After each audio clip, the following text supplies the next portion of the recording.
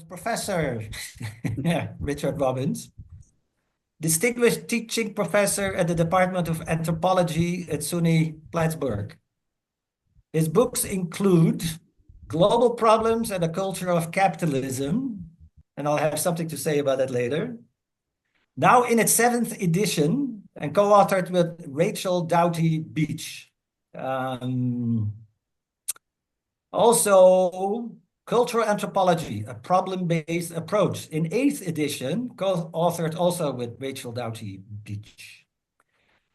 More importantly, in the realm of monetary theory and reform, he published with co-author Tim DiMuzio, Debt as Power, subtitle Theory for a Global Age. The title is a subtle reference to the important 2009 study, Capital as Power, Study of Order and Pre-Order by Jonathan Nitzen and Shimshon Bichler, incorporating the idea that debt as a political instrument is more powerful than capital itself. Another interesting book, An Anthropology of Money, meant as a textbook published by Routledge. His recent work convinces him that our economy is driven by the tyranny of the rate of return, its contribution to the continuing maldistribution of wealth and the impoverishment of us all. Now, just want to share a little thing about this textbook, Global Problems and the Culture of Capitalism. My edition of that book, I used that at a sociology class 12 years ago. In the suburbs of Chicago. And actually, Steve has in his bookcase my annotated, underlined copy. And I will have to say that a lot that I presented before, he is kind of a co-culprit in that regard, because his textbook was one of the highlights of my crawl through college. Because it opened my eyes to a lot of what was going on. I was already into spirituality and some, analyses of international shenanigans. But his book, and I can still recommend it to anybody, Global Problems and the Culture of Capitalism, and it incorporates the money creation theory. So, if anybody has any complaints about my presentation, I'm the culprit, but Dr. Robbins, and coincidence or not that I had to, or have this privilege and honor to introduce him, is kind of co-culprit in this kind of more systemic, historical, broad-minded, broad-viewed thinking. And I thank you for your work in this regard, Dr. Robbins, and the floor is yours. Thank you, Grover. I don't know if I can live up to that introduction. I have some slides to share.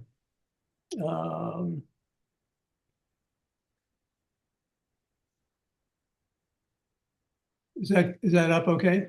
Yes, it is. Yes. Okay, thanks. I'm going to take things in a little different direction, but let me quickly summarize what I'm going to try to do. I want to first of all propose that finance in general faces a crisis over the declining rate of return on investments. I want to suggest that the threats include a steady decline in economic growth, an increase in the amount of money that must be invested. And I'd say that despite these threats and others, the average rate of return is actually increasing. The consequences include finance capturing an increasing amount of the national income to the detriment of everyone else. The paper will outline how finance has managed to increase the average rate of return and, again, examine its strategy. And finally, and I think probably the most important point, especially I hope we have some discussion afterwards. I want to examine a strategy to confront and restrain finance based on the analogy, debt is to finance as labor is to capital.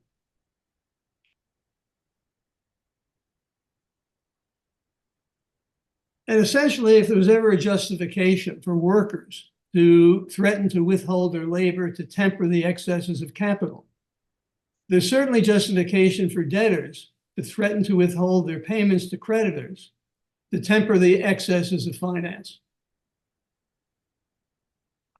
First of all, I want to propose we live in a world right now created and dominated by finance. The global stock market is presently valued at 110 trillion, global bond market 130 trillion. Combined, they more than double the global GDP of about 105 trillion. In the US, the share of the national income extracted by finance increased 10 to 20% over the last 50 years, with labor share reduced by a like amount. Global debt, whose interest payments supply the majority of returns to investors, surpasses 360 trillion, generating an interest for debt holders over 20 trillion annually. In fact, the sum is more like 400 trillion now. And the wealth is highly concentrated, with the top 1% owning almost 60% of income-producing financial assets, debt and equity instruments, and leaving the bottom 90% with about 9%. But I would suggest again that finance faces a crisis. To realize a rate of return on investment requires economic growth. I mean, just logically, a dollar invested requires a dollar plus the return. Economists Dean Baker, Brad DeLong, and Paul Krugman additionally worked out the mathematics of the relationship between economic growth and the rate of return on investments, and we conclude that rates of return or on assets are correlated and causally connected with rates of economic growth. But you can see from this graph, essentially the rate of growth is slowing. Just from, again, 1960 to actually the present. Global debt went from 4%, global rate of growth, rather, went from 4% a year and is now down to 2.8%. The US went from 3.2%, now about 2.5%. And by the way, economists recognize this. Investors especially recognize it, and have noted that we must, in fact, perhaps expect and deal with a rate of growth as low as 1.5%. In fact, that's what Thomas Piketty predicted in his book on, again, history of capitalism in the 21st century.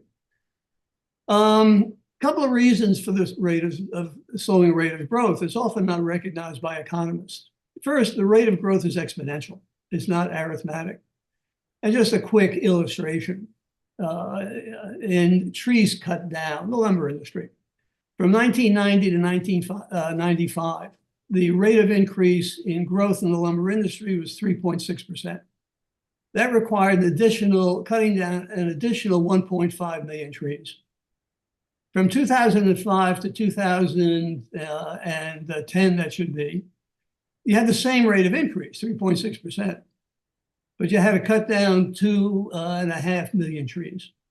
Same thing with the auto market. 1999 to 2017, a growth of 2.8%, 41 million more cars had to be produced.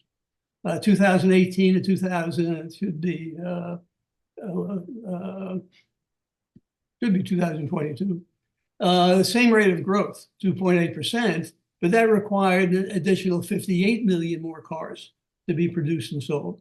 Now just extrapolate that to everything in effect that we produce and everything that we sell, and you realize why growth in effect has to slow down, or in effect is long talked about, limits to growth. The other problem is the amount of capital seeking a benchmark rate of return, and that's constantly increasing. Again, from this graph, you can see around 1990, the amount of capital that had to be invested was about $90 trillion. Today, it's closer to $400 trillion, and that's constantly increasing. That means, again, capital has to find new ways to invest and to place and create monetary streams, but it also creates increased competition for investments that lowers returns. Now, in spite of these threats to capital, in effect, the rates of return are actually increasing. Fascinating study done on the rate of return. Essentially, it was called the rate of return on everything. And if you look at the bottom from 1870 to 2015, the rate of economic growth was 3.5%. Average rate of return over that period, 5.8%. You go to that to post-1950. Average rate of growth, 3.25%, but rate of return, 6%. And you go to post-1980, you have a growth rate of about 2.5%, as we saw, but a rate of return of almost 7%. Now, you have to ask yourself, how is finance accomplishing this? That is, how is it, in fact, in spite of declining economic growth, and in spite of the increased capital that has to be invested, actually increasing what investors are getting on their investments? Now, finance faces other problems in addition to slowing economic growth and the need for new investment opportunities. And these include inflation, because each percentage point of which reduces the real rate of return by an equal amount. In other words, a 6% rate of return and 6% inflation is nothing. Bondholders recognize this. They say inflation rots bonds. Then there are taxes imposed by the state. What's in effect happening? The states are decreasing those taxes. Corporate taxes have constantly decreased globally, by the way, over the last 50 years, while taxes on everyone else have in fact remained steady or actually risen. Labor costs are a threat. And of course, in the United States, there's been a complete destruction of union and union negotiations. Government regulations are a threat. And again, there's constant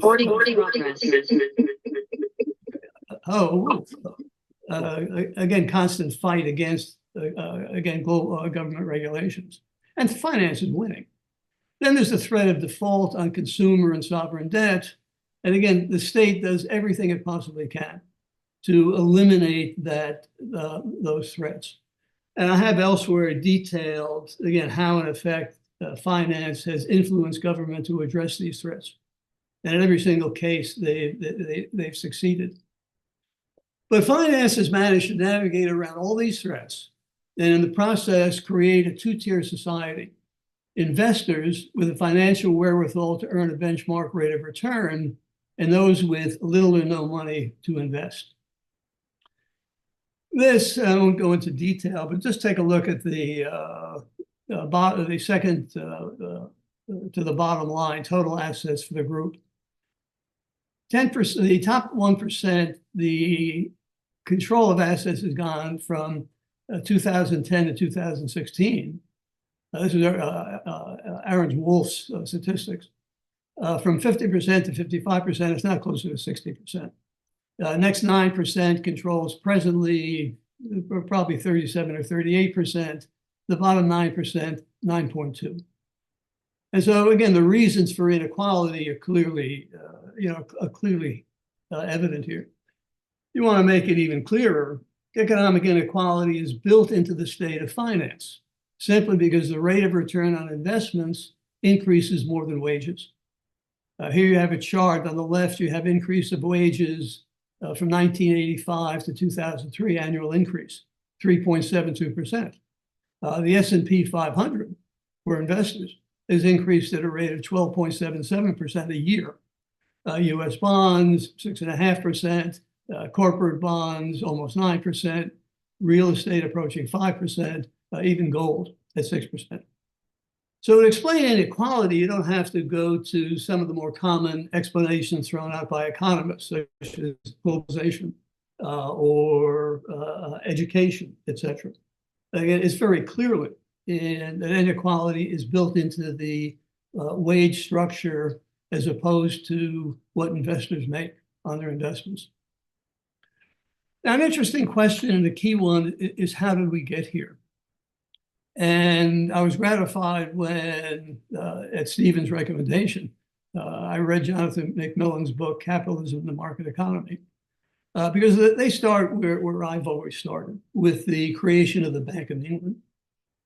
And the creation of the Bank of England in 1694, largely to deal with Charles II's need for over $1 million to finance his war with France. lay the whole groundwork, I believe, as Macmillan points out, for the modern economy. And here are just some of the consequences of the foundation of the Bank of England.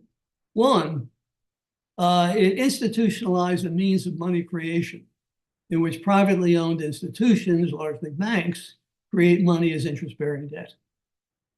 Second, because banks create only the principal and not the interest, they lock the modern economy into the need for perpetual economic growth. Third, it ensured a steady flow of monetary resources to those who own interest-bearing financial instruments. Fourth, it financialized the national debt, creating a stream of payments to bondholders based primarily on the requirement that states must borrow money to operate, backed by the state's power to tax its citizens. Fifth, it set a benchmark for the expected rate of return on capital of 4 to 8%, and served as a model for the creation of thousands more debt-based monetary streams. And finally, the grand bargain locked financial institutions and the nation state into a partnership dedicated to maintaining economic growth and a benchmark rate of return at any cost. Now, the power of finance is structurally embedded in our society in a number of ways. First of all, the power of bondholders. Since the nation states rely on finance for funding the state has a vested interest in ensuring the profitability of bonds, essentially IOUs. The more profit is assured, the lower the interest rates. Certainly in the United States, campaign finance contributions are a main source of the power of the state. Top 1% give anywhere from 30 to 50% of all campaign contributions, and the top 10%, 60 to 80%. 8 of the top 12 organizational donors in 21-22 were investment groups or corporations, Soros, Ulone, Citadel, etc. And finance has a direct role in setting financial policy. One of the most important functions of investment banks and other capital controllers, such as Goldman Sachs, JP Morgan, Chase, Barclays, is to influence and determine economic policy through access to the highest levels of government. Of the past 14 US Secretaries of Treasury, 7 were investment bankers, 3 from Goldman Sachs. 3 were, again, CEOs, and so on. Same, by the way, is true in the UK, where the finance ministers tend to come from the Bank of England. The only exceptions, interestingly enough, are France and Italy, where the finance ministers tend to come from political parties. You can see here just in this chart, again, where the donations are coming from. Finance and investment in the US, again, 86.1%. And you've probably seen in the news lately the role of Elon Musk funding Donald Trump's campaign, and so on. Democrats also depend largely on finance and investments, although again, it's a little bit more diffuse there. Martin Gilens and Benjamin Page, a wonderful book, Democracy in America, contrasted the policies favored by a great majority of citizens with those actually enacted by elected officials in the United States. They conclude policymakers dominated by powerful business organizations and a small number of affluent Americans. And then when, and I quote, the majority of citizens disagrees with economic elites and with organized interests, they generally lose. Moreover, because of the strong status quo built into the US political system, even when fairly large majorities of Americans favor policy change, they generally don't get it. And we can examine that and demonstrate that in great detail. I include this in another paper I did that takes a look at government's role in terms of policy and how it protects finance from threats to the rate of return. The threat of inflation, of course, you try to keep it at least 2%. That's the benchmark the US Fed aims for. Great talk again yesterday on inflation and how we don't understand it. Finance is probably one of the greatest fears of finance, is the threat of inflation. Everybody else, to a great extent, benefits from inflation. Debts become cheaper to repay with inflation, for example. Generally, the major equity of most Americans, certainly middle-class Americans, are their homes. They increase with inflation and so on. Again, threat of labor costs, destruction of unions, threat of taxation, constantly reduction of taxes on corporations and investors. Threats of no investment options. We'll take a look at how the state actually supplies options. Threat of liability for externalities. Threat of competition. Again, generally in the U.S., antitrust laws are not enforced. In fact, by one account, Americans pay about $300 a week more than people in Europe because of the lack of enforcement of antitrust laws, the growth of monopolies, and the growth of corporate concentration. And finally, the threat of default, and we'll talk about that a little bit later, as we've become, as again, one author, Shoshona Zuboff notes, we've become we're in an age of surveillance. Because one of the ways of dealing with default is finding out as much as you possibly can about debtors. And that, of course, given the extension of social media, makes almost all of our operations, our choices, et cetera, open to examination. China, of course, has taken it even farther with their social credit policy, where if you get, for example, you get a ticket for jaywalking, can actually influence the ability to get a loan, or even, in fact, buy an airline ticket.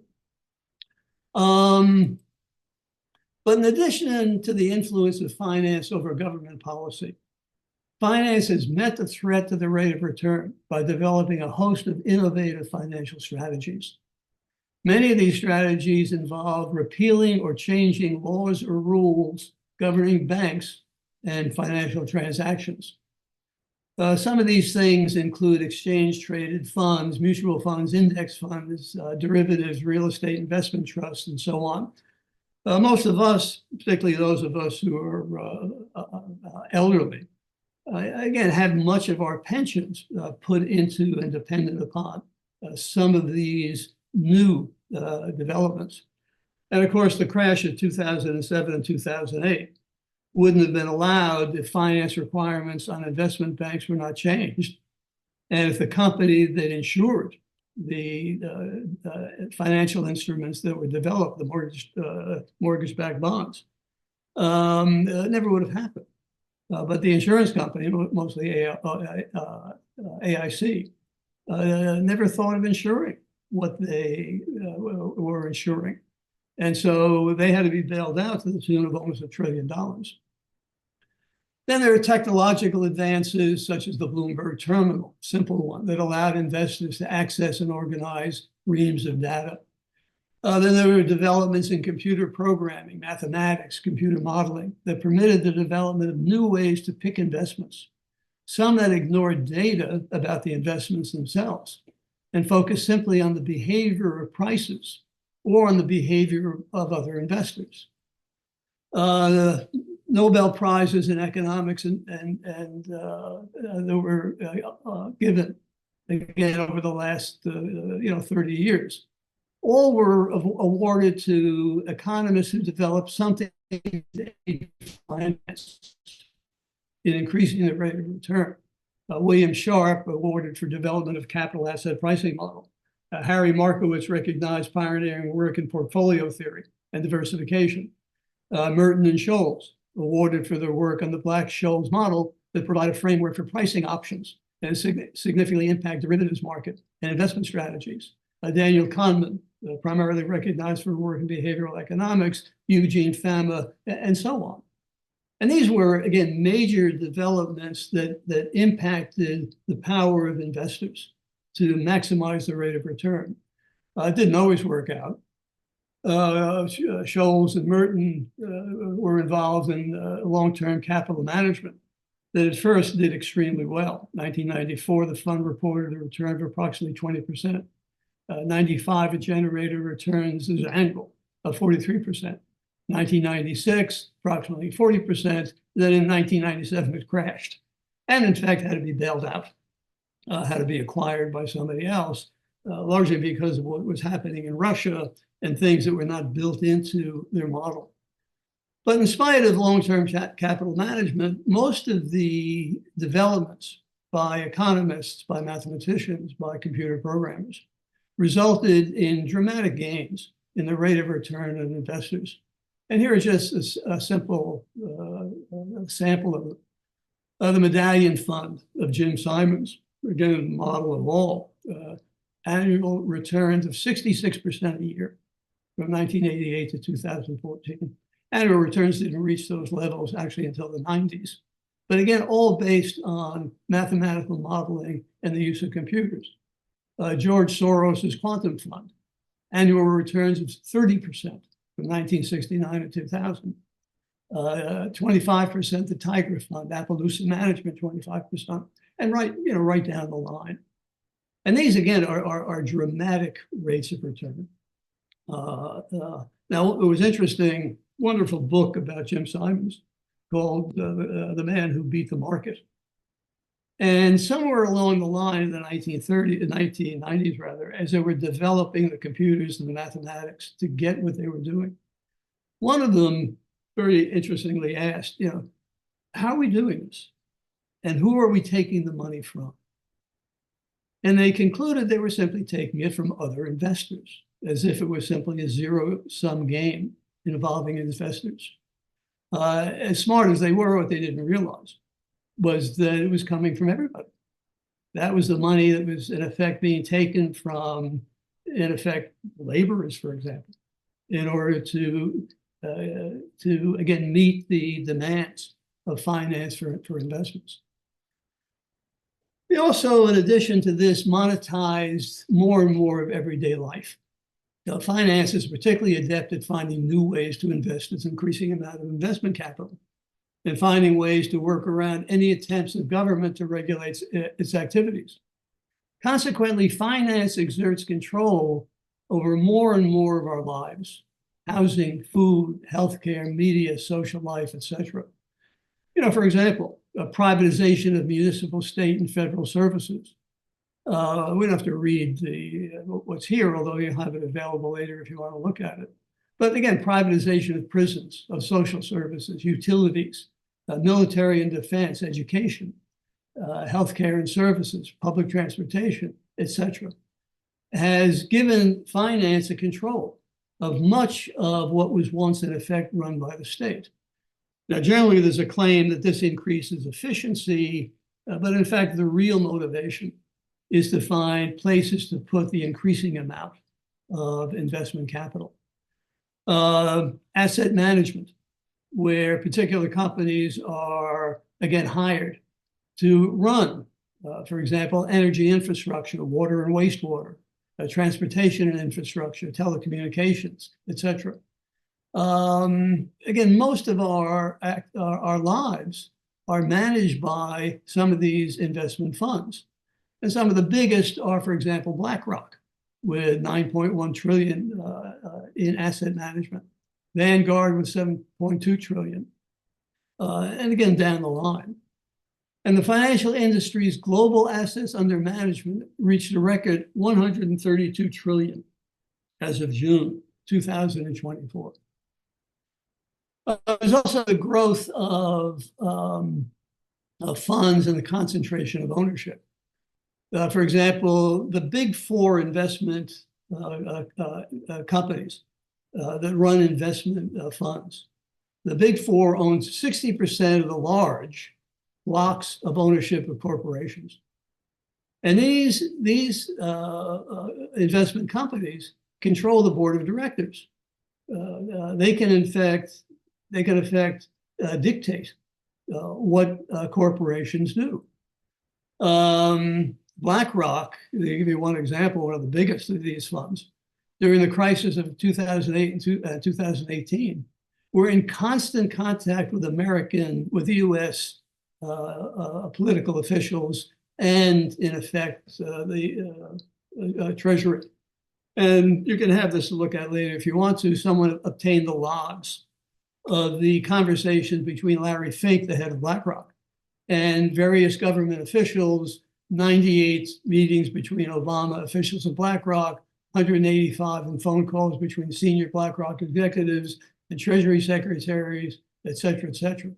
And don't forget what came out of these conversations in 2007 and 8 was $1 trillion bailout of the financial industry.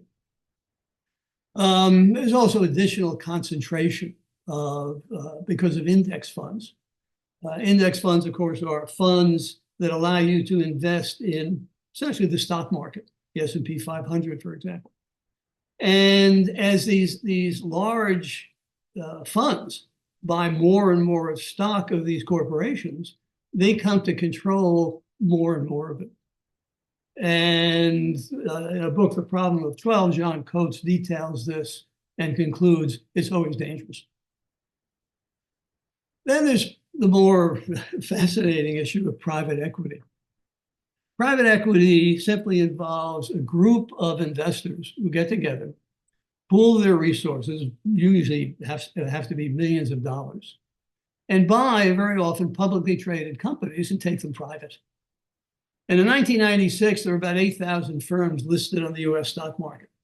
Since then, the national economy has grown by nearly 20 trillion, population increased by 70 trillion people, and yet today the number of American public companies stands at fewer than 4,000.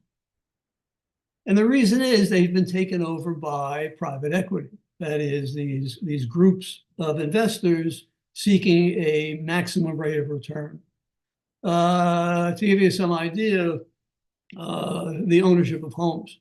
This has been in the news lately because Elizabeth Warren and Bernie Sanders have tried to get passage of laws in Congress that stop this. Because what investors are doing, because they have all this money to some extent left over, is buying private homes. And this is just a chart of the percent of homes that are being bought by private equity in various urban areas in the United States. This has been sometimes mentioned as one of the reasons why home ownership is so difficult now for people, why interest rates have increased and so on. By the way, when they move in to buy homes, they pay cash. They don't dicker. And so, of course, people, they're getting their asking price. Healthcare. And some of us who are, as I say, getting elderly should really be concerned about this because the number of private equity buyouts of physician practices increased sixfold from 2012 to 2021. At least 386 hospitals are now owned by private equity firms, comprising 30% of nonprofits.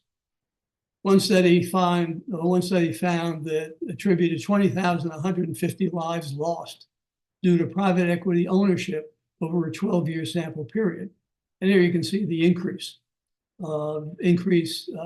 private equities increase in healthcare. Water, they're buying water. They're buying water rights. And here again, just a whole bunch of examples of investors moving in and buying water, generally buying the land on which the water is located. By the way, some of these investors are foreign investors. Saudi Arabia, for example, is investing a lot of money in the Southwest of buying land. And they're doing it not so much for the land, but they want the water that they need to produce the crops such as alfalfa is what they're in effect buying. And they're doing that also, widely in California. Again, a whole range of areas being taken over by private equity: food and agriculture, health medicine, elder and child care. By the way, one of the new targets of the private investors is daycare centers. They're buying them up. Sports team ownership. In fact, those of you who are cricket fans, one of the new things is their investors are trying to buy into cricket clubs.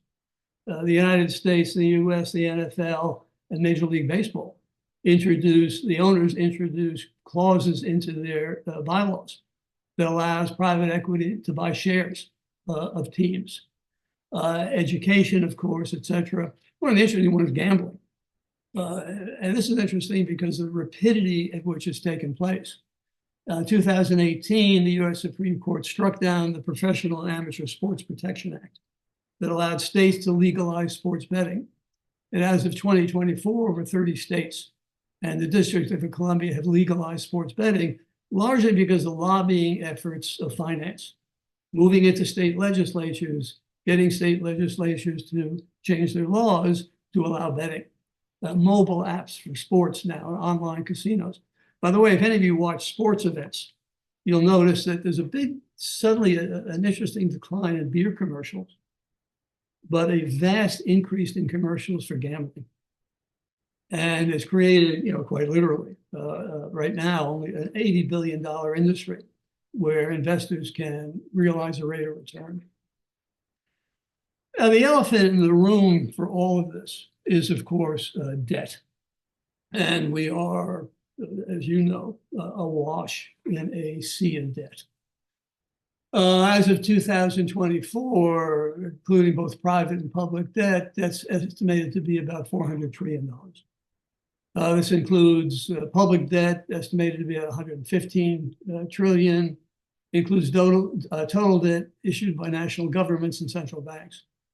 Global private debt estimated to be about approximately 285 trillion, encompasses household debt, corporate debt, and financial sector debt. In the US, again, a rise in total consumer debt, mortgage debt, student loans, car debt, and so on and so forth. By the way, an interesting thing I noted, elsewhere, is there was a big surge in debt in the 1990s. And it was also a period where you had a stagnation of wages. And what in fact was happening is laborers were having to borrow money that they should have been getting in wages, and in the bargain, paying interest on it. Which again, a fascinating thing. And that comes up all the time. Mark Lastry, who is the CEO of Avenue Capital, saw COVID as a once-in-a-lifetime opportunity. And he said, I know you're not supposed to say this, but it's a once-in-a-lifetime opportunity. You're not going to see this again. We have actually got an economy that's fine, and you've got a Fed pumping trillions of dollars in. And again, this is the amount of money that was debt that was created because of COVID. 12.1, this was actually in 2022, it increased. 12.1 trillion in sovereign debt, 5.4 in corporate debt, 3.9 trillion in banks, 2.6% in households. Then just in passing, you have to consider, again, what Alexander Sachs called odious debt. That is debt assumed by dictatorial regimes, such as the Philippines, which we heard from earlier, where the assumed debt is not used to benefit citizenry, it is often used to repress them, and where the creditor has full knowledge that the borrowed money would go to corrupt officials. Wonderful book by James Boyce and Leonce de Cuprumana, Africa's Odious Debts. And they calculated that each dollar in external debt service is associated with a decrease of about 29 cents in public health spending. And they calculate this over all of Africa, and they estimate it calculates into 7 infant deaths and a total of 77 infant deaths per year in Africa, simply because of the amount of debt that has to be repaid. And again, we all know about various kinds of, again, IMF programs that, again, force repayment of debt. Now, there's no, as Grover mentioned, earlier with the quote from, from Jeffrey Sachs, there's no lack of solutions to some of these problems. A recent book by Richard Vague, Paradox of Debt, he again has a whole list of things that can be done to alleviate some of these situations. The problem is, and as Sachs noted, how are you going to do it? And what I've tried to show you is what you're up against if in fact you try to implement some of the proposals that we've talked about over the last a few days. Ideas of, again, that, were talked about by Macmillan about equity, and all of the other things that we've discussed. How do you do it? And again, you're facing, again, an enormous amount of concentrated financial and economic power and political power. And so finally, what I want to suggest is taking the debt, the analogy that debt is to finance as labor is to capital, and developing a political strategy to confront finance. A political strategy that confronts finance in the same way that labor was able to confront capital. And let me just briefly, again, go into some of the ways to do this, but also some of the ways that seem to, that have been claimed to make it difficult, particularly the moral issues. Because, as David Graeber, masterfully documented, what essentially we have done over the past, centuries is taken a morality of one, in effect, a social obligation, and turned it into a monetary debt that must be repaid. And I'll tell you that often when I raise the whole issue of using debt, the debt strike, for example, as we talked about in Debt is Power, whenever I mention it, even people sympathetic to the issues that we face will immediately respond, but that is a moral obligation. You borrowed the money, you should have to repay it. Ignoring the fact that, you can't operate really with debt, since, again, the money is controlled by banks, which issue it as debt. And of course, as most of you know, Michael Hudson's work, and the point that debts can't be repaid. They can't be repaid, won't be. And the real question is how they won't be paid, by way of write-downs, foreclosures, or other ways. But again, good people pay their debts. And the question is, why is debt a matter of justice and fairness when other things that are equally bound by moral prescriptions are ignored? And let me illustrate just in a couple of ways how you get around this notion of, again, the morality of repaying debts. I want to look at attitudes we have toward taxes and interest. I want to very quickly look at what's happened with unilateral pension adjustments. I want to look at changes in bankruptcy law.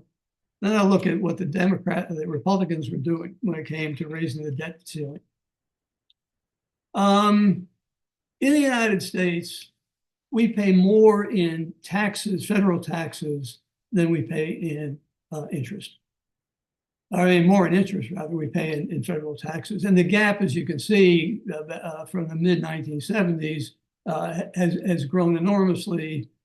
Or again, you're paying, I say, more in interest than you pay in taxes. And you have to remember that interest really is a regressive tax.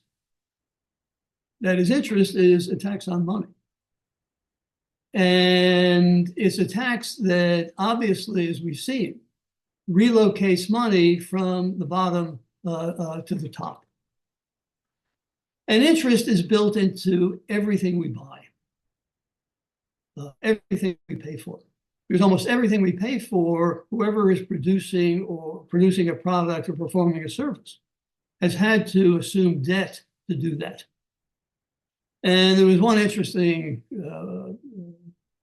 chart developed that, again, in effect shows how, as you go from the highest to the lowest to the highest income groups, the amount of interest paid increases, and the amount of interest gained increases. And as you can see here, once you get to the top 10%, the blue is the interest paid. The orange is the interest gained, and 8 is the balance, and you can see the relationship as you go from different interest groups. But more interesting, and something that's often not discussed, is how conscientious debtors are, at least in the United States. We're well disciplined. We, in effect, pay our debts. And if you take a look at delinquency of debt in the US, for example, in consumer loans and delinquency rates on home mortgage, you find that they're almost nothing. Here you can see that now a delinquency rate is simply you miss a debt payment. You haven't defaulted. You simply, for one reason or another, missed a debt payment. And since, again, 1987, the average person, the number of people who miss a debt payment are about 3.5%. Delinquency rates on home mortgages, in fact, are even lower, other than the mortgage crisis of the 2007 and 2008. Again, people always pay the mortgages. The U.S. since 1985, I say the average delinquency rate missing a single debt payment is 3.3%. Actual defaults numbered only less than 1% of all loans. Now, when it comes to taxes, you get a very, very different situation. A fascinating study that was done by, again, a group of authors on tax repayment in the United States. They find, and this is a quote from their findings, we find that unreported income, that's income that's something never included in taxes, as a fraction of true income, rises from 7% in the bottom 50% to more than 20% in the top 1%, of which 6 percentage points correspond to undetected, sophisticated evasion. The richest Americans are hiding more than 20% of their earnings from the Internal Revenue Service, with the top 1% of earners accounting for more than a third of all unpaid federal taxes. Sheldon Whitehouse was chairman of the U.S. Budget Committee that delivered a hearing about tax evasion. And Whitehouse said the IRS estimates tax cheats cost the U.S. at least $688 billion in 2021 alone. But Trump's IRS commissioner, Charles Ruddy, told the Senate Finance Committee that your annual tax gap could be $1 trillion. One of our witnesses, Stephen Curtis, estimates that we could raise $600 billion from just a handful of scofflaw corporations for many years' worth of unpaid taxes. Sheldon said most Americans had their incomes reported to the IRS by their employer. The super rich with offshore accounts were on the honor system. Guess how that worked out? Now, point is, why aren't we holding wealthy taxpayers to the same standards we hold the average debt payer? And what, in fact, if we had the same sense of, again, how to, in fact, find out what we were doing? So we're more tolerant to the wealthy avoiding tax payments we are to the less wealthy missing interest payments. So how does that then make using debt as a means of protest, again, factor into morality when you have that sort of morality situation in terms of taxes? Another issue is the number of cities and municipalities in the US that have unilaterally altered pension agreements by cutting benefits, requiring employees to contribute more, or raising the age of retirement. Now, in pension plans, we're dealing with contractual arrangements. There certainly is moral, I would think, as supposed debtor credit relationships. And yet these cities, just to name a few, have in fact just unilaterally changed those largely as a means of retrenching to repay creditors. And of course, this is what's happening globally in developing countries, where, again, restrictions are being put on pension plans, on state spending, et cetera, in order to take money to repay sovereign debt. largely held by, again, wealthy investors or investment groups. Now, again, how is using debt as a means of protest immoral when, in fact, this was happening not only in the United States, but globally? Then you've got changes in bankruptcy law. I won't go into too much detail, but in 2006, the U.S. changed bankruptcy law, making it harder for people to, making it harder for consumers to declare bankruptcy. And if they had to go through what if corporations rather had to go through the hoops that debtors had to go through, these are some of the things they'd have to do, and you can read that later if you want to. But the reform reduced bankruptcy filings and reduced the likelihood of uninsured hospitalization by bankruptcy by 70%. Now, how is using debt as a means of protest somehow immoral when the state is in effect passing laws that make it easier for corporations to declare bankruptcy and harder for debtors to do the same? Then, as sort of the icing on the cake, you have the Republican debt strikes of 1995, 2011, 2013, 2017, and 2021, when the Republican Party, led by Newt Gingrich earlier, Ted Cruz, and Mike Lee of Utah, where in effect they threatened to not raise the debt ceiling that was established unless their means were, the demands that they were making were met. Its advantages over ordinary citizens when it comes to such things as taxes, pensions, bankruptcies, not to mention the powers granted to it by the state that allows control over virtually every facet of our lives, including, again, the right to issue money as interest-bearing debt.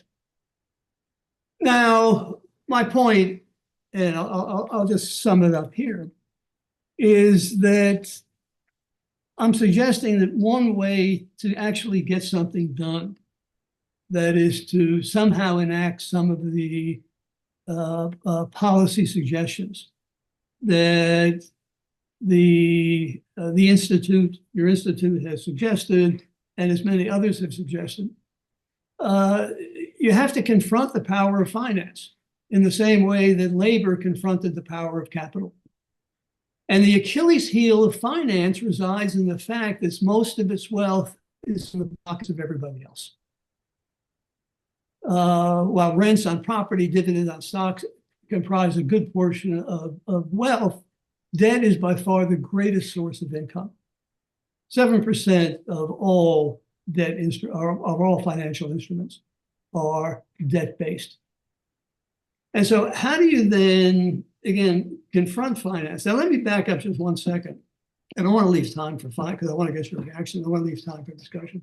Pardon my voice for going. I was up actually all last night with a friend in the hospital. I got to take about 2 hours sleep. But let me point out, this is not to destroy finance. You have to have finance. You have to be able to move money where it is to where it's needed. You have to be careful of what you do. I said there's about $400 trillion out there in investment capital.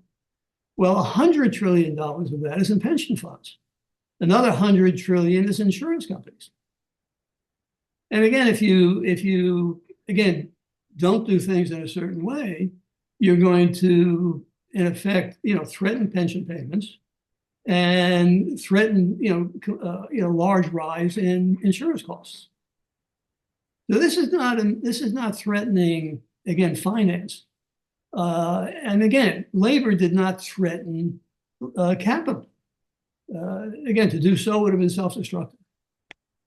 But what you're doing is you're developing a plan to somehow confront finance with some credible threat that can somehow undo some of the excesses that I've tried to point out. For example, private equity is just running nuts in terms of what it's buying. It's running to some extent uncontrolled. There's no reason for that. One of the main reasons private equity is gaining such power is because by buying public companies and making them private, they avoid all of the regulations that government puts on corporations in terms of transparency, for example. And so what I'd suggest, and again, you need to talk about strategy. And what, by the way, Tim DeMusa and I suggested in Debt is Power. We suggested a debt strike.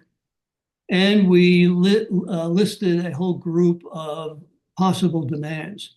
Because, of course, it makes no sense to strike unless you have specific demands. But what I suggest is to some extent a little variation on that. Is you don't threaten a debt strike, you threaten a debt out, modeled after labor walkouts, particularly in European countries where labor tends to be a lot more powerful and allied with other groups, such as student groups, etc. And given the fact that so few people miss a debt payment, again, 3%, if you can get, again, 10 to 15% of debtors for 1 month to be delinquent on your debts, you're then sending a message to finance and to the state that debtors recognize themselves as a group in the same way that workers gain a collective consciousness about their state. And I suggest to you, in spite of all the terrific proposals to do something about some of the issues we have, this includes, of course, climate change. It includes inequality. It includes health. It includes, again, sovereign debt in developing countries, most of which can never be repaid. That is, in fact, constantly increasing. To address any of these issues, again, that I would suggest, at least for the sake of discussion, that debt is the only vehicle you have to do it. In the same way that workers' threats of withholding their labor was the only real thing they had to confront capital. And I suggest to you that if people became conscious of many of what, in effect, finance is doing and the amount of power it has and the extent to which the state supplements that power as a major borrower, that, again, it would be a relatively easy thing to do. But again, you don't want, obviously, to destroy finance. You want to confront it and meet demands. And this is where, for example, probably the main demand that I'd suggest, and one you're working on, is, of course, that's sovereign money. That is, you take the creation of money out of the hands of corporations, and in effect, you give it to the state. And of course, we almost got there. We almost got there during the Depression, when the Chicago Plan almost got implemented. But to some extent, I think used mostly by the Roosevelt administration as a bargaining chip to get banks to accept at least some regulation rather than everything else. And of course, you had the referendum in Switzerland. And while it went down, it doesn't, you don't always win the first battle, but you raise consciousness of what some of the issues are. But there are other things one could suggest in a debt out. Sovereign money would be one. In the U.S., campaign finance law certainly would be another. Debt jubilee for medical debts and student debt and things of that nature. But if you can get 10 to 15% of people for a month, designating a month, simply not to pay their debts, you send a message that there is, in fact, a counter to the power of finance. And you somehow can confront some of their excesses. So I'll leave it there, and I hope we have some time for discussion. Yeah, yes, we do, Richard. And if you stop sharing your screen, we'll look at who's ready to ask questions. Gee, Well, I've Stephen, taken I a might lot of take notes. the opportunity. Oh, Hobart, I thought I had lost you. I thought you had dropped off. So, okay, great. Okay. Yeah, not like yesterday. Sorry about that still, but I'm still here. Okay, good. Yeah, that was a great presentation to get a good overview on the transfer of money that's ongoing and how sophisticated it gets. So I like to explore a little more this idea of the debt strike. I've been thinking about it and comparing it with the old way that labor, you know, make their strikes against capital. And usually they were organized in unions. These people knew each other.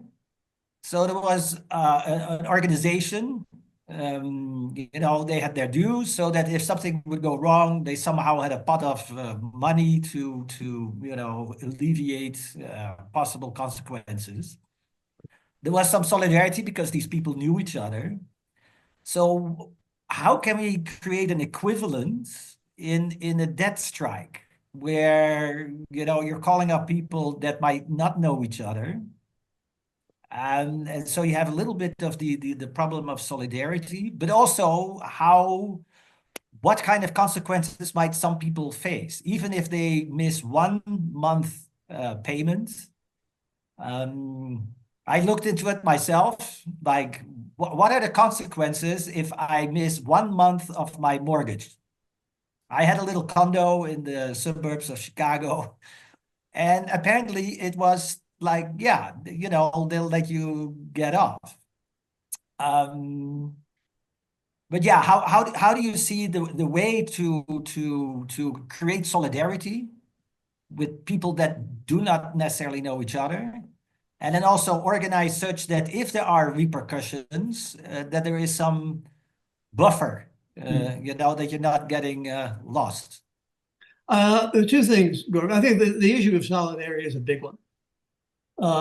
Because I think what you're doing, you're taking people, separated, well, essentially globally. I suggest if it's ever done, it would be a global thing in terms of a debt out rather than a debt strike. So the debt strike is a difficult issue because there you're going to have specific demands you have to make. With a debt out, you don't have to do that. You just have to, in effect, demonstrate that there's concern. There's really not much in terms of consequences for this because, again, people miss debt payments all the time, at least 3% of the time. And the finance would be very reluctant to impose any kind of,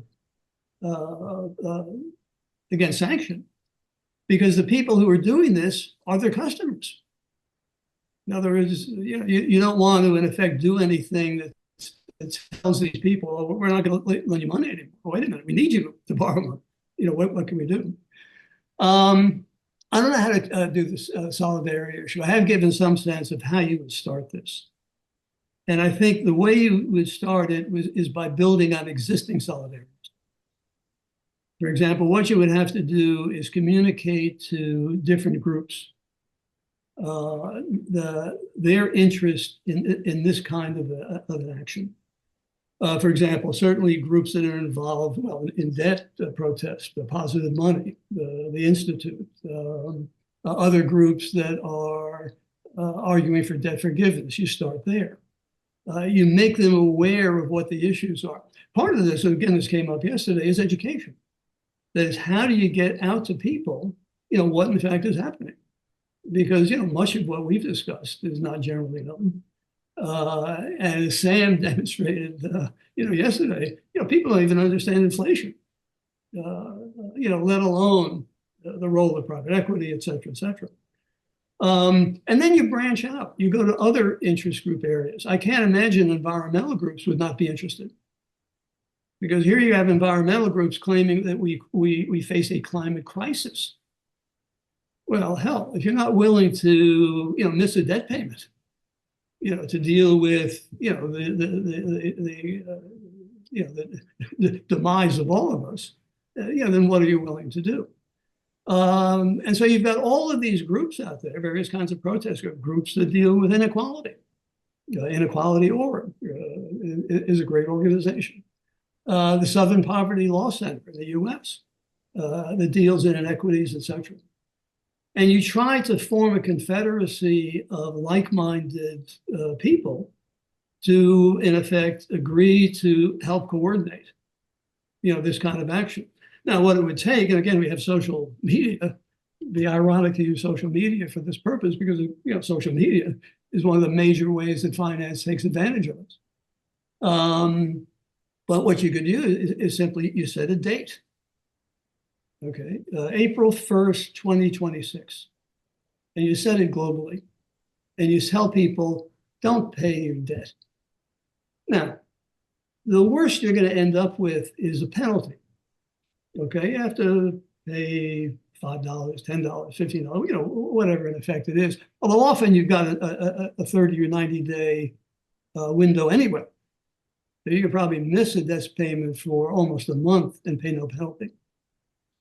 And if enough people do it, there's nothing finance can do. I mean, look, during the subprime mortgage crisis, it only took about 7 or 8 or 9% of mortgage holders to miss their debt, and banks could do nothing. They couldn't repossess the places. There were too many of them. So I think, and understand that missing a debt payment is passive. You're not harming anyone. You're not killing anyone. You're not threatening anyone with jail. You're simply making a statement that the structure of our financial system is way out of whack. And don't forget, where you're at now is not where you're going to be in 5 or 10 years. It's got to get worse because the amount of investment capital is growing exponentially. I mean, Elon Musk now is being targeted as being a trillionaire by 2030. And again, he won't be the only one. And as you can see, what he's trying to do and what others such as Richard Mercer, et cetera, are trying to do with their money is in effect control the government and dictate, again, how we live. And so I think once the case is made, I can't imagine you're not going to have 10, 15, or 20% of people willing to stake one debt payment as a way of confronting finance. And the other advantage of one more thing. The other big advantage is education. Because if in fact you can get these people to do that, then the other 80% or 85%, whatever, is going to ask, wait, what is this all about? And suddenly media, educational institutions, et cetera, are going to have to address the kinds of issues, we've heard. So that's the logic of it. And frankly, I think it's the only thing. I mean, violence can't work. Politics can't work. The person with the most money wins the elections. And so, other than simply, talk among ourselves of the great things we could do, somehow action has to be taken. And it has the added advantage of being democratic action. These are not changes that are going to be dictated from the top down. These are going to be changes that, in fact, are going to be demanded from the bottom up. Pardon me for being so. And it's non-violent also. Yeah. All right. Somebody's suggesting to get Sam Hummel in there. Sam, go ahead. Hi, Richard. Let me just mention too that if you haven't asked questions yet, feel free, do as Lucille just pointed out. Please make a reaction, and we want to hear from those who haven't spoken yet. If you're ready to, we would love to hear from you. Thank you, Sam. Thank you, Hobart. Thank you, Richard. Hi, Richard. Thank you so much for the presentation and your long legacy of work that's contributed here. And thank you, AMI, for bringing this all together. Your idea of a debt walkout is, I really like it. I've heard of the idea of debt strikes before, and it's always felt like, when would it end and how would the consequences be, for the people? It seems very risky. You've laid out something that it can end without a particular demand, but still have made a mark, raised the issue, and is safe for people to do it. It's brilliant. I'm curious whether you have floated this idea with the debt collective. I imagine you've run across the debt collective, but maybe you haven't. Yeah, definitely. Folks, just for folks who don't know, the debt collective is a explicitly modeled on union organizing. At least that's their idea. that came out of the Occupy movement as a union of debtors to come together and try to get bargaining power collectively. I haven't, but I know them, and they certainly would be, one of the first groups you'd want to approach to join in. And they again have enough reach also to have an impact. So no, I haven't floated it. I haven't floated it with them.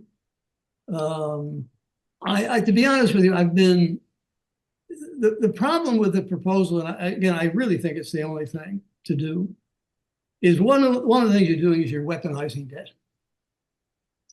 And of course, once you weaponize debt, then anybody can use it.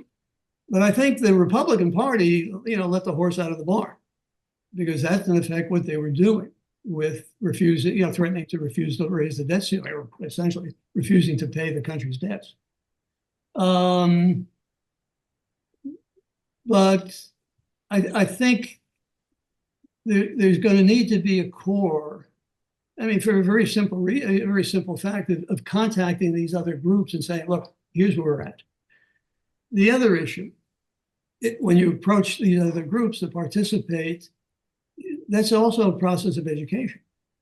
I tried to make a case that the argument that you have to pay your debts because you did it is nonsense, given the immorality rather, of taxation as opposed to interest, of bankruptcy law, et cetera, et cetera. That has to somehow be laid out. And if I get my act together, I'll get the book finished.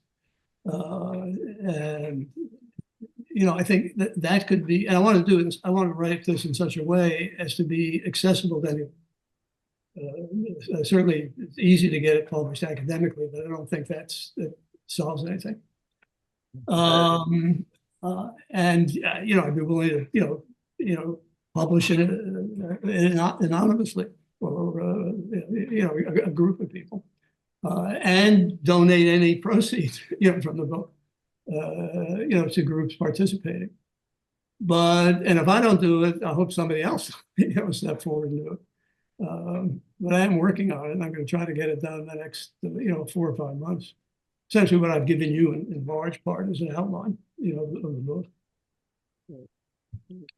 Let's go to Richard. Richard hasn't spoken. Let's put new people near the front now, if we could. Sure. Okay, thanks. Thank you. Yeah, we hear you. Oh, can you hear me? Yes. Yes. Yes, okay. Well, I like this. I'm new, sort of new to AMI. I've had the book for about a year, and I have made a tiny dent in it. But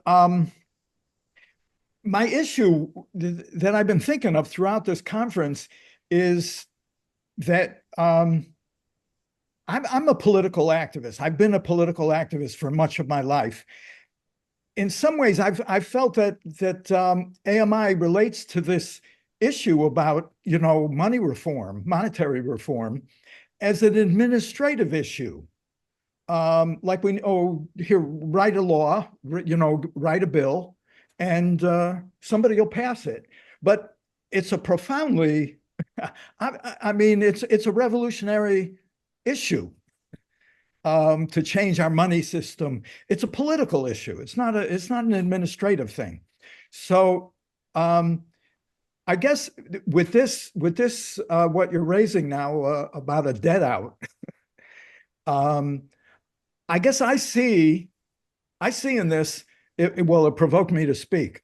I see in this an opportunity for grassroots action.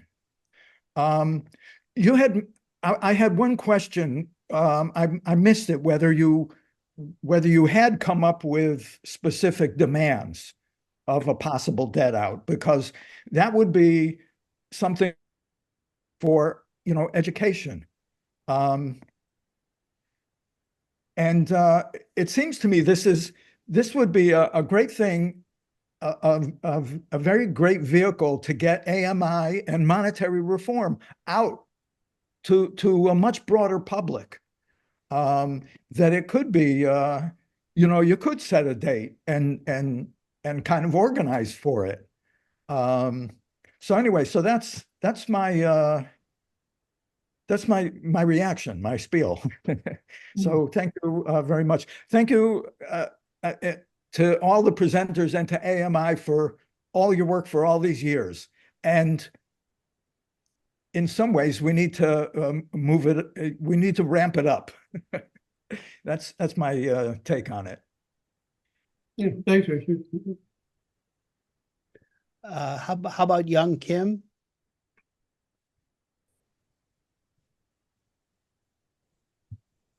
I can do that. Hi, it's a great presentation. I think money creation is basically the same as the overdraft. If you have a checking account, most of us has a checking account, but the overdraft is allowed to somebody, some institution, but not allowed for the average client. So the institutions, the banks, are huge allowance for overdraft, especially intraday overdraft is free to them. If we think about, change our mind that every bank client has the right to some amount overdraft, intraday overdraft, free of charge. If we allow $100 overdraft, intraday overdraft for everybody has bank checking account, it will solve lots of problem. If you do something before and then pay back before the during the day, before the end of the closing day, that time, it will help a lot. So this is my basic idea. In order to do that, we need to have a single unified platform for our checking account, dollar checking account. Wherever the account is handled, at Europe or in Korea, if it is denominated in US dollar, it should be controlled by US dollar authority. So anybody who has US dollar bill or US dollar account is a citizen of US dollar. And that's the whole domain of US dollar. So we need to construct a currency domain by each currencies. So that have them compete freely. So the best currency will get more citizens. That's my idea. Thank you. Okay. Stephen, you are keeping track of new. It's a good idea, Young. We will have to work and think with it some more. Joe Polito, let's go next. And then Nick.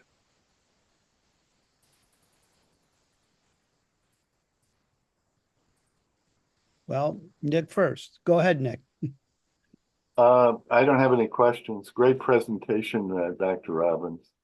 I'm not sure if Alfonso or Greg Coleridge are on the call here, but there's an organization, movetoamend.org, and it's about changing the Citizens United decision, the disastrous decision, which has pumped so much dark money into politics and regular money and everything. I mean, it's just absolutely disastrous. But they have over 500,000 people who signed onto their petition. They have a little bit of a national organization or whatever it is, and that would be a great way to push the debt out idea through them. And you may have a couple of the Is Alfonso on this call or not? He is, and it's moved to men, and Richard, I'm sure MoveToAmend.org. is quite familiar, I would imagine. Yeah. Yeah, well, what you're doing is great, Nick. I mean, you're starting to lay out a list of organizations to contact, and that's what has to be done. I haven't done it yet. Yeah. You know, I talked to my congressman a few weeks ago about signing the move to amend and some other things or whatever it is. Sure. And they got back to me that they've got roughly, it averages out to there more than 1,000 people in each congressional district in the country who have signed on to this. And that is certainly a way to start to put pressure on the political process. Thank you very much. Thank No, you. thanks. Yeah. Hi, By Steve. the Sorry I way, missed you here. Mr. Hold on. Mr. Warner, the activist, he actually had a question and he put it in the chat also there. Because he wants to know about the program of possible achievable demands with the debt out. That was the question that he started with. And that's a great question. I mean, because what you would, I think, do, I think the main purpose, I think, of the debt out initially is educational. Because if, in fact, you get enough people to do it, the media has to cover it. And if the media starts covering it and the TV, moderators, discussion groups, et cetera, start talking about it, then you're raising the issue. I mean, I would suggest in a debt out, you list at most 3 or 4 things. Sovereign money, pick a couple else. In the US, something about campaign finance reform, et cetera. And I think you purposely leave it vague. Because don't forget, all of the groups you're going to ask to participate will have their own special interests. And the last thing you want to happen is the whole thing collapse, because everybody, has their own, issue. All the issues are valid issues. And I think what you're going to do is simply gain the publicity of the different things that have to be done, and maybe 1 or 2 that accomplish a lot more. I mean, you want to do away with inequality, certainly sovereign money would take you a long way to do that. Inequality itself goes into all kinds of other issues, racism, et cetera. So, once you get people organized and thinking about it, you can then pinpoint singular issues which will have the greatest impact. And again, you go from there. I think, we can still do that. I mean, if look, given the research, for example, by Page, that most of the people in the US, what they want, they're not going to get, because it is not in the interest of finance. It's not going to be done. And that's hardly difficult to understand. I mean, given the power now of money. And the other thing, and you got to emphasize this, everything that's happening now that's bad is going to get worse. Now, I will give some credit to the Biden administration, because they did, in effect, and it's a little scary, because they did anger finance. They started applying antitrust laws. They supported labor unions.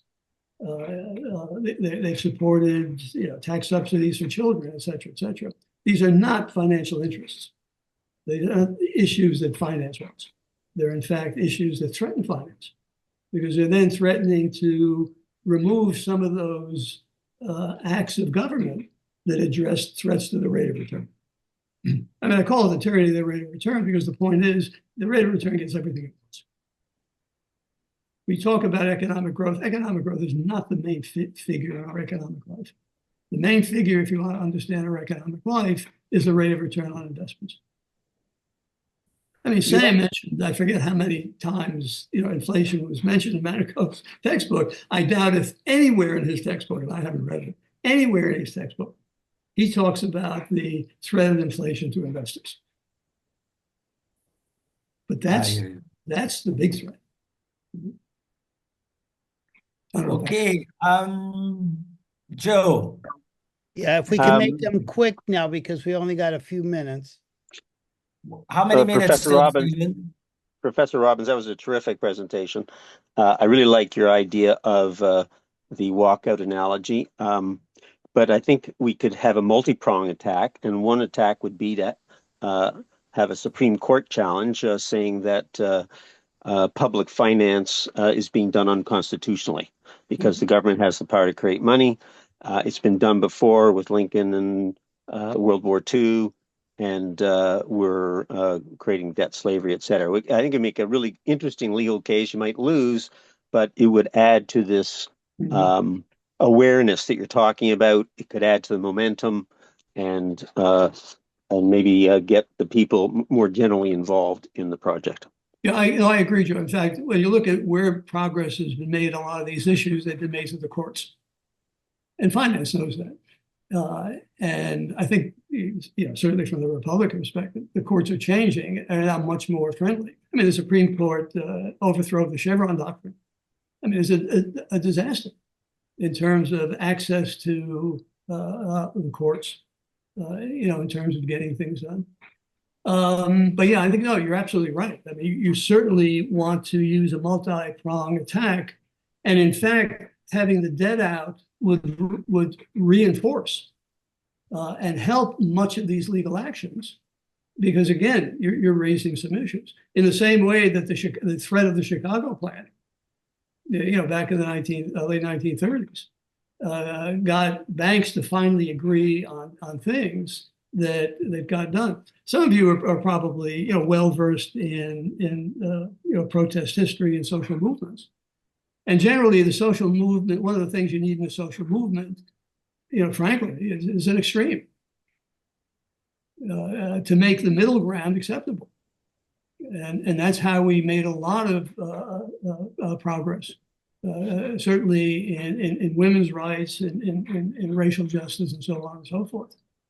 So yeah, multi-pronged is absolutely necessary. Exactly. I'd like to go to Lucille for our next question, and we'll see if we can still get Elizabeth and Eric in. Lucille, go ahead. Oh gosh, I forget my question already. So okay.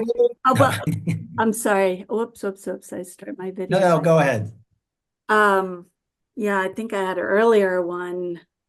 But yeah, just Richard Robbins. I don't know. It's lovely to talk with you directly. And you are an advisor for the Alliance for Just Money. And I think Hovert helped at that stage when we were creating our advisor group. Mm-hmm.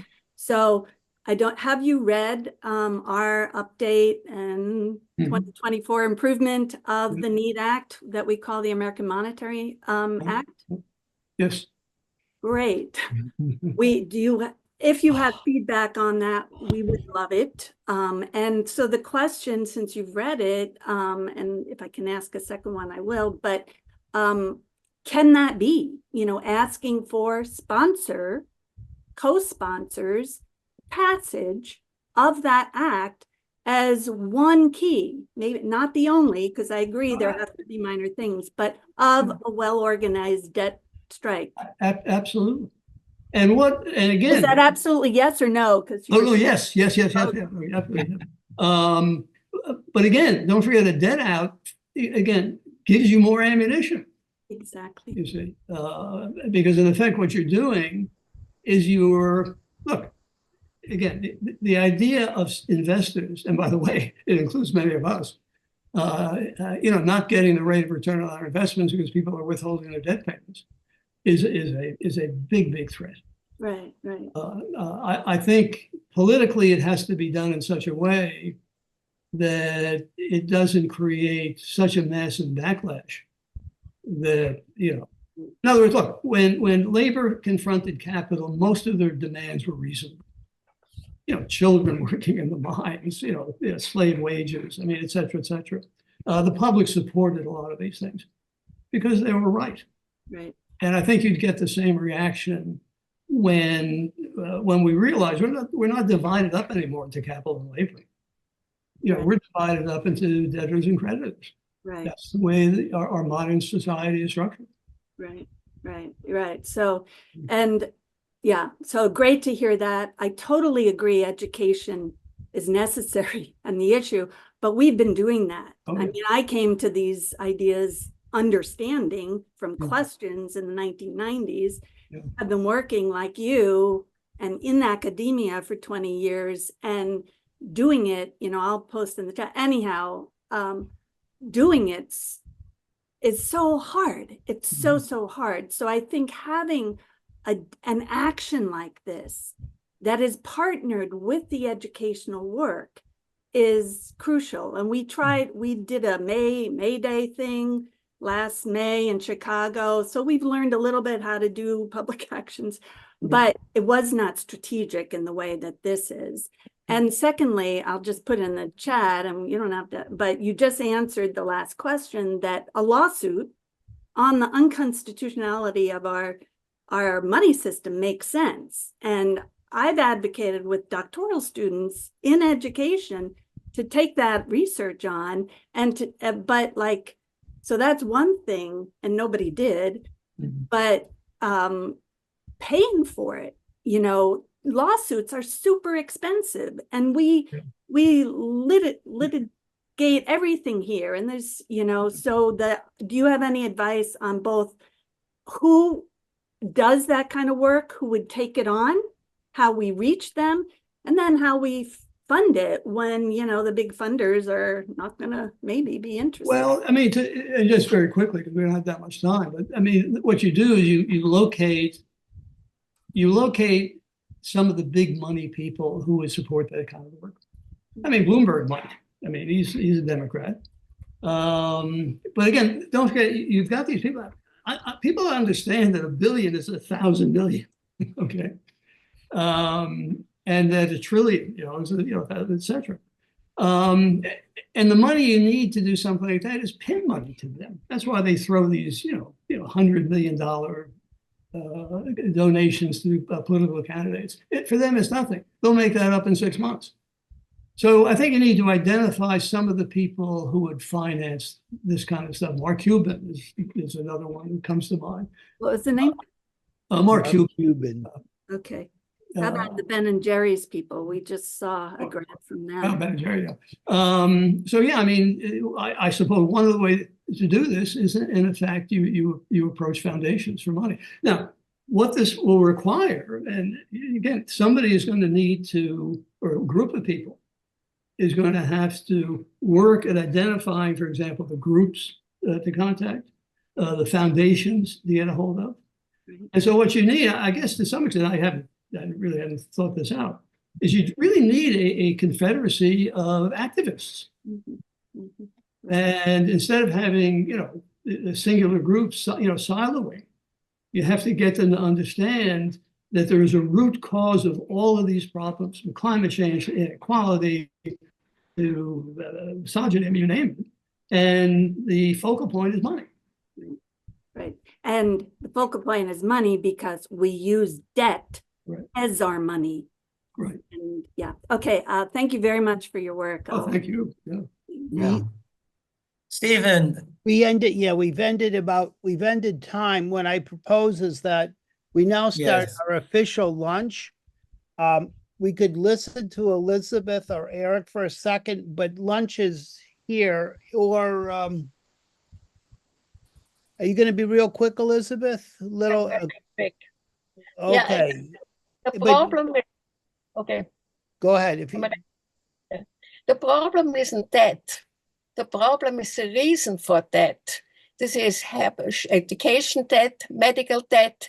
And I think part of the reason is your paranoia about socialism. You have a structural problem. And if you don't solve that, if you go on strike with not paying your debt, you just lose your credit rating.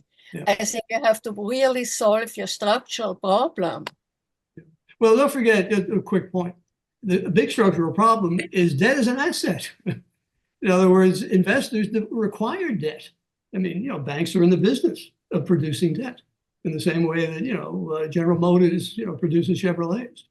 And so any calls for reducing debt, which in many ways are crazy, involves incredible repercussions.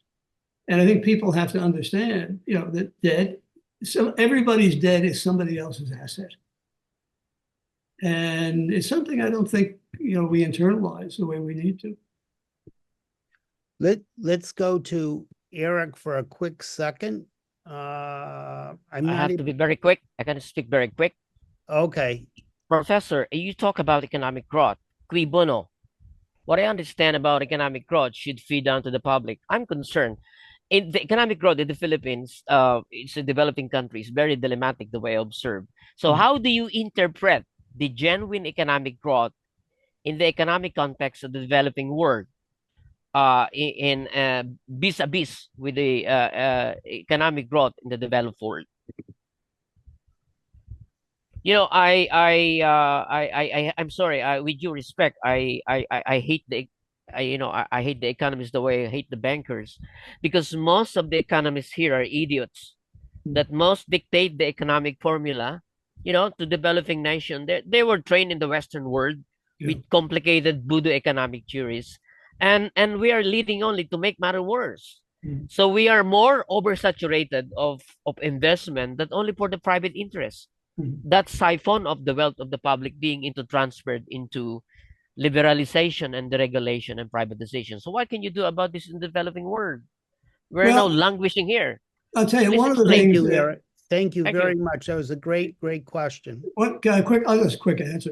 One of the things, Eric, that's central is the cost of sovereign debt to developing countries. There's no way they can grow economically, given the debt that they have to pay, because the money that they're having to pay is money that would need to be invested in the country. And so, for example, the idea of a debt action is a natural for indebted nations. I mean, they simply get together and they say, we're not going to pay. Jerome Roos did a wonderful book, some of you may know it, called Why Not Default? And he asked the question, why don't all of these heavily indebted countries simply say, we're not going to pay? What are they going to do? Send in, the Marines into, 50 countries? You can't do that. Now he's got some good reasons why they can't.